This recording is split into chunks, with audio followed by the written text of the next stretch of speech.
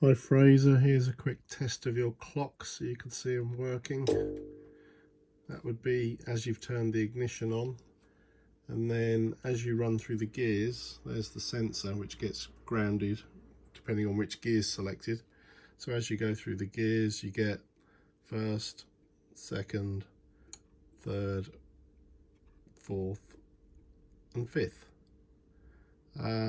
When the side stands down, you'll get a warning for that, which looks like this, and that can be selected from one of a few. So for example, you can have that one, you can turn it off altogether, that one, I'll leave it back on that one.